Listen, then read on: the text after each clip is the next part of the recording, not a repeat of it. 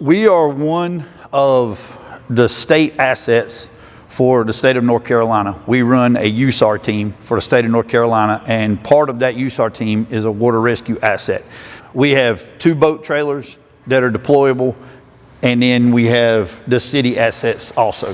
So about a month or 2 before Hurricane Matthew, we had some storms come through, localized flooding, and we realized that at that point we needed to start getting more and more prepared for water. It's an asset for our city, it's an asset for the county, and it's also an asset for the state. So we've gone as far as Texas on a deployment for the flooding in Houston, and most of the time we work locally for here, just for us though. What you're looking at is our PPE for water rescue, for contaminated water rescue.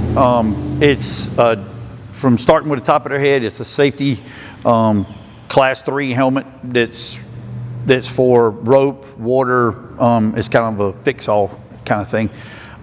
Then you got a PFD, which is a personal flotation device, which is the black with the reflective stripes on it. The black suit with the yellow top is a dry suit, what we call a dry suit. It's made by a company called Mustang. It keeps the water off of everything but your hands, your face. Your feet are fully encapsulated, your arms are, and it's got neoprene cuffs so water can't get inside of it. It's got a sealable neck on it and obviously a zipper to be able to get in it. And then as you work down, the green bag that's hanging on the side is a throw bag. What we use when we do water rescue, we would prefer to stay on the shore, not in the water. So what we do is we try to reach, throw, row, go to the patient. So the first thing we try to do is throw a rope out to the patient to be able to get to him. The last thing is the boots that he was wearing, their water rescue boots. They are designed so that whenever you step in the water runs out the sides and the bottom. There's 9 specialties that you have to be assigned to the rescue truck. It's everything from extrication to water rescue, confined space trench and structural collapse. All of those fall into that into that broad spectrum.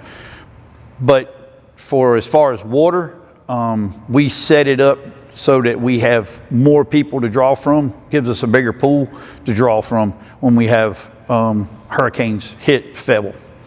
For us, hurricane season isn't really much different than any other time of the year. It's the time frame when we know a hurricane's coming is when things start to ramp up around here as far as response. All the equipment's ready to go on every day, whether it's Monday or whether it's Saturday. Everything's ready to go, be pulled out of the station and used. If someone was to go into the water today, we could still respond. But during hurricane season, we start putting teams together.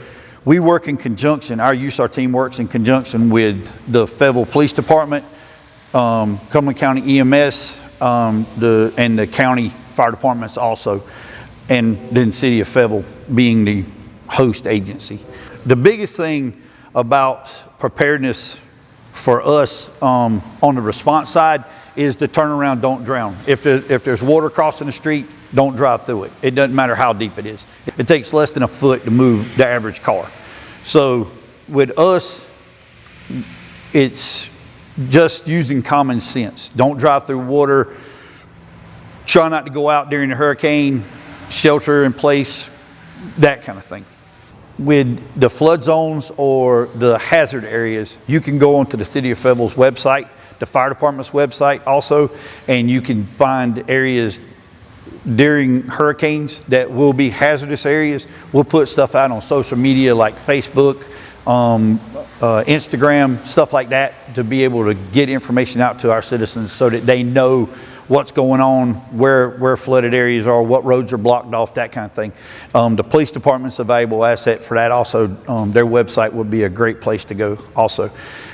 The big thing is on the preparedness side, our EEM puts out a really good pack list for what you need: water, food, that kind of thing, for sheltering in place, for so you don't have to go out during the storm. If you go onto our website during hurricane season, you can find that. The big thing is for us is making sure our citizens are safe. We just don't want anyone out that would put themselves or responders in potential harm. So for us, during hurricane season, it's a really good thing to turn around, don't drown, make sure you're staying home, and just stay in while the hurricane's hitting. Afterwards would be a really good time too.